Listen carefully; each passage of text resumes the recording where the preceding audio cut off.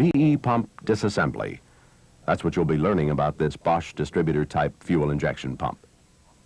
This is part 2 of a series brought to you by Bosch. When you finish this program, you'll be able to disassemble the VE pump using written VE repair instructions. Now, to start with, you should have a clean working environment.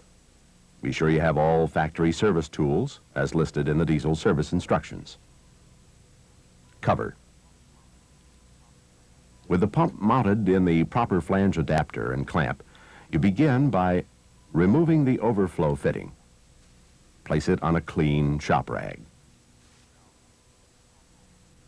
Now, tip the pump over to drain the fuel from the pump. You'll recall that the pump is normally full of fuel. Next, remove the control lever from its shaft, along with the coil spring. You'll want to unlock and remove the full load stop screw. Then the cover screws will come out easier. As you lift off the cover, push the control lever shaft through it. Set the cover assembly aside. Governor. Remove this C-clip to disengage the governor spring assembly.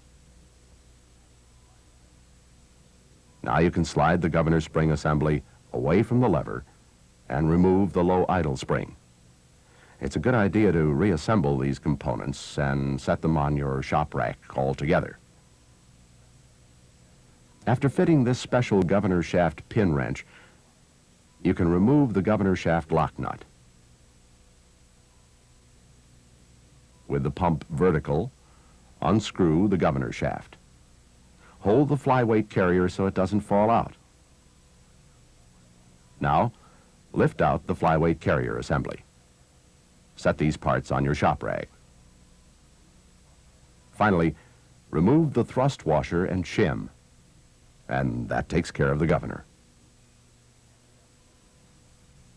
Head. Use the special socket tool to remove the central screw plug. Remove 3 retaining screws from the distributor head and remove the bracket. After removing the bracket, reinstall 1 screw in the distributor head. Remove each delivery valve holder with its own wear washer and spring.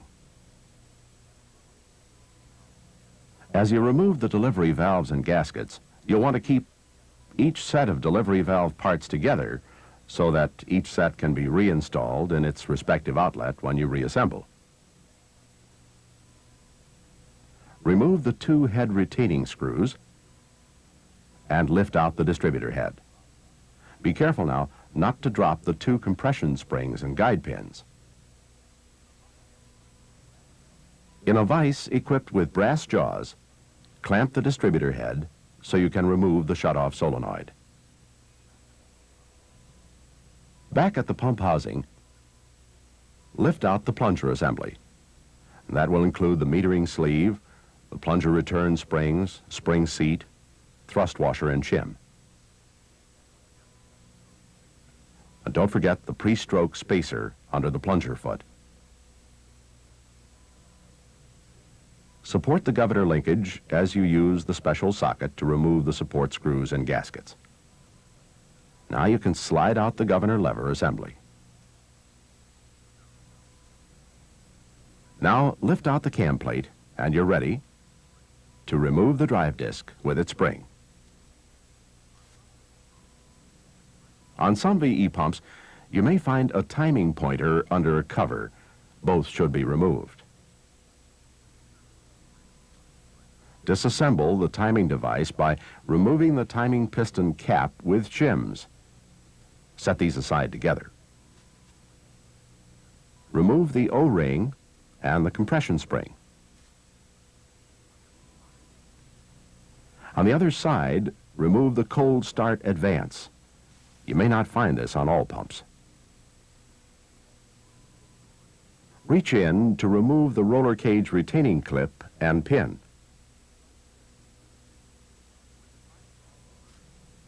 With the drive shaft turned so the drive tangs are at right angles to the connecting pin, push the connecting pin to the center of the roller cage. As you remove the timing piston, it's easy to drop the slider, so be careful. Now reach in to lift out the roller cage, complete with rollers. Hold it nice and level, because you don't want the rollers to fall out. If they do, you've got a problem. After you remove the connecting pin from the roller cage, you slip this protective cap over it to be sure those rollers don't fall out. Now you're ready to push the drive shaft upward through the pump housing. From the shaft, remove the Woodruff key, governor drive gear, and rubber buffers. And finally, remove the drive shaft thrust washer. And that completes disassembly of the main components of the housing. To remove the supply pump, begin by removing the countersunk screws from the supply pump retaining plate. This is the supply pump holding tool. You lower it onto the housing against the pump retaining plate. As you tilt the pump downward, keep the tool against the retaining plate because the pump has to come out absolutely straight.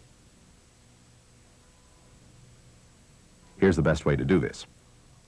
While tapping gently on the housing, let the retainer with the whole assembly slip downward and out of the housing. To avoid losing any vanes, place this assembly cup over the impeller assembly. But suppose as you were taking out the supply pump, the eccentric ring tilted and got stuck in the housing. Well, here's the answer. Use a pair of center punches to lift the eccentric ring from the housing. After positioning the pump horizontally, use this special socket to remove the pressure regulator. And finally, remove the drive shaft oil seal from the housing. That completes your disassembly of the VE pump, and you're ready for inspection. Inspection.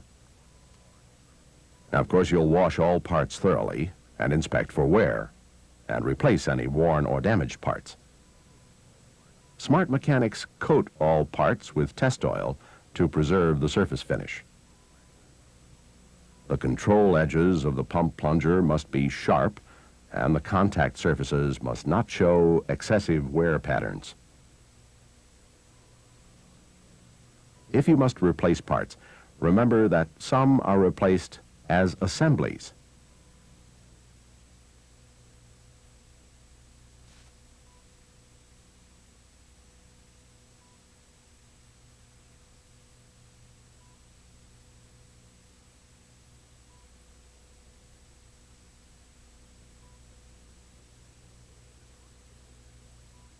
And of course, you'll use a replacement kit of O-rings, gaskets, and seals whenever the pump is reassembled.